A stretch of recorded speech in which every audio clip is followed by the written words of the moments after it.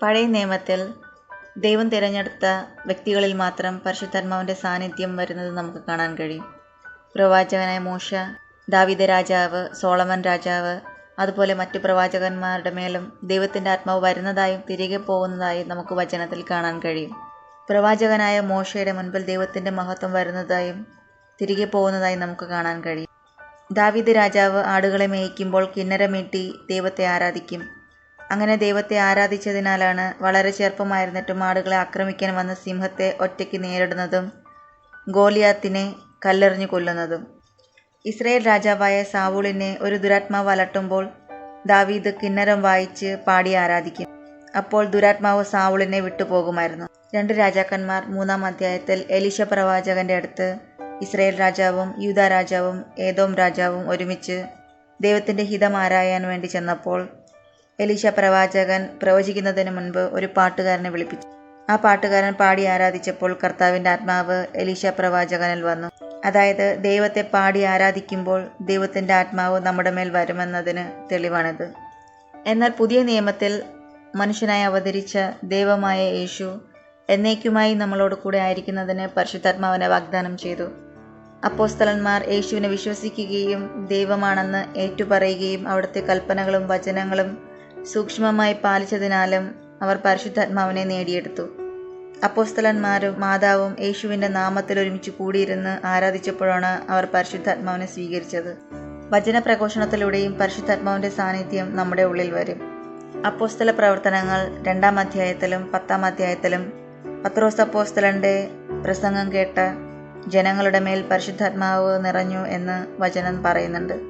ദൈവം തിരഞ്ഞെടുത്ത ഒരു വ്യക്തിയുടെയോ അഭിഷിക്തരുടെയോ കൈവയ്പ് വഴി പരിശുദ്ധാത്മാവ് ഒരു വ്യക്തിയുടെ ഉള്ളിൽ വരും. അപ്പോസ്തല പ്രവർത്തനങ്ങൾ 9-ാം അധ്യായത്തിൽ സാവൂൾ എന്ന പേരുണ്ടായിരുന്ന പൗലോസ് അപ്പോസ്തലൻ ക്രിസ്ത്യാനികളെ പീഡിപ്പിക്കുന്നതിന് പോകുന്ന യാത്രാമധ്യേ യേശു പ്രത്യക്ഷപ്പെടുകയും അതിനുശേഷം പൗലോസ് അപ്പോസ്തലന്റെ കാഴ്ച നഷ്ടമാവുകയും ചെയ്തിരുന്നു. പൗലോസ് അപ്പോസ്തലന് കാഴ്ച തിരികെ ലഭിക്കുവാനും പരിശുദ്ധാത്മാവിനാൽ നിറയുവാനും വേണ്ടി ക്രിസ്തു ശിഷ്യനായിരുന്ന അനനിയാസ് എന്ന വ്യക്തിയെ ദൈവം പൗലോസ് അപ്പോസ്തലന്റെ അടുക്കിലേക്ക് അയച്ചു. പരിശുദ്ധാത്മാവിനാൽ നിറഞ്ഞ പൗലോസ് അപ്പോസ്തലൻ യേശുവിന് വേണ്ടി ശക്തമായി പോരാടി പല സ്ഥലങ്ങളിലും സുവിശേഷം പ്രസംഗിച്ചു.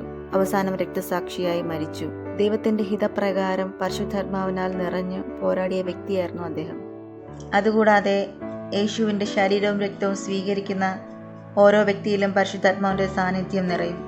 ദൈവത്തെ ആരാധിക്കുന്നതിൽ നിന്നും വചനപ്രഘോഷണത്തിൽ നിന്നും യേശുവിന്റെ ശരീരവും രക്തവും സ്വീകരിക്കുമ്പോഴുള്ള പരിശുദ്ധാത്മാവിന്റെ സ്വീകരണം വ്യത്യസ്തമാണ്. യേശുവിന്റെ ശരീരവും രക്തവും സ്വീകരിക്കുന്നത് നമ്മുടെ ആഗ്രഹത്തോടെയാണ്. യേശുവിന്റെ ശരീരവും രക്തവും സ്വീകരിക്കുന്നത് ഒരുക്കമില്ലാതെയാണെങ്കിൽ അത് നമ്മുടെ ശിക്ഷാവിധിയെയാണ് സ്വീകരിക്കുന്നതെന്ന് പൗലോസ് അപ്പോസ്തലൻ കൊറിന്തോസുകാർക്ക് എഴുതിയ 1-ാം ലേഖനത്തിൽ 11-ാം അധ്യായത്തിൽ ഇപ്രകാരം പറയുന്നുണ്ട്. തന്മൂലം ആരെങ്കിലും അയോഗ്യതയോടെ കർത്താവിൻ്റെ അപ്പം ഭക്ഷിക്കുകയും പാത്രത്തിൽ നിന്ന് പാനം ചെയ്യുകയും ചെയ്താൽ അവൻ കർത്താവിൻ്റെ ശരീരത്തിനും രക്തത്തിനും എതിരെ തെറ്റ് ചെയ്യുന്നു. അതിനാൽ ഓരോരുത്തരും ആത്മശോധന ചെയ്തതിനു ശേഷം ഈ അപ്പം ഭക്ഷിക്കുകയും പാത്രത്തിൽ നിന്ന് പാനം ചെയ്യുകയും ചെയ്യട്ടെ. എന്തുകൊണ്ടെന്നാൽ ശരീരത്തെ വിവേചിച്ചറിയാതെ ഭക്ഷിക്കുകയും പാനം ചെയ്യുകയും ചെയ്യുന്നവൻ തൻ്റെ തന്നെ ശിക്ഷാവിധിയാണ് ഭക്ഷിക്കുന്നതും പാനം ചെയ്യുന്നതും. നിങ്ങളിൽ പലരും രോഗികളും ദുർബലരുമായിരിക്കുന്നതിനും ചിലർ മരിച്ചുപോയതിനും കാരണം ഇതാണ്. യേശുവിൻ്റെ ശരീരവും രക്തവും അയോഗ്യതയോടുകൂടി സ്വീകരിക്കുന്ന ഓരോ വ്യക്തിക്കും എന്ത് സംഭവിക്കുമെന്നാണ് പൗലോസ് അപ്പോസ്തലൻ പറയുന്നത്. നമ്മളെ പൂർണ്ണമായി പരിശോധിച്ചതിനു ശേഷം നമ്മുടെ വിശുദ്ധീകരണത്തിനു ശേഷം വേണം യേശുവിൻ്റെ ശരീരവും രക്തവും സ്വീകരിക്കാൻ. ദൈവത്തിൻ്റെ വചനങ്ങളും കൽപ്പനകളും സൂക്ഷ്മമായി പാലിക്കുന്ന ഏതൊരു വ്യക്തിയും ദൈവത്തെ ആരാധിക്കുന്നതിലൂടെയും വചനപ്രഘോഷണം കേൾക്കുന്നതിലൂടെയും യേശുവിൻ്റെ ശരീരരക്തവും സ്വീകരിക്കുന്നതിലൂടെയും പരിശുദ്ധാത്മാവിനെ പ്രാപിച്ചെടുക്കുന്നു. നമ്മുടെ കുടുംബജീവിതങ്ങളിലും ജോലി മേഖലകളിലും നമ്മൾ ഏതവസ്ഥയിലായാലും പൂർണ്ണ ഹൃദയത്തോടെ പരിശുദ്ധാത്മാവെ എന്നെ സഹായിക്കണമേ എന്ന് പറഞ്ഞാൽ എല്ലാ ഭയവും തടസ്സങ്ങളും വേദനകളും മറികടക്കാൻ പരിശുദ്ധാത്മാവ് തീർച്ചയായും നമ്മളെ സഹായിക്കും. ഇത് എൻ്റെ ജീവിതത്തിൽ ഞാൻ അനുഭവിച്ചറിഞ്ഞ സത്യമാണ്. പരിശുദ്ധാത്മാവ് മാത്രമാണ് യഥാർത്ഥമായി നമ്മുടെ സഹായകൻ. നിങ്ങളുടെ ബുദ്ധിമുട്ടുകളിലും പ്രയാസങ്ങളിലും പരിശുദ്ധാത്മാവിനെ പൂർണ്ണ ഹൃദയത്തോടെ വിളിച്ചു നോക്കിയാൽ തീർച്ചയായും പരിശുദ്ധാത്മാവ് നിങ്ങളെ സഹായിക്കും. ദൈവം എല്ലാവരെയും അനുഗ്രഹിക്കും.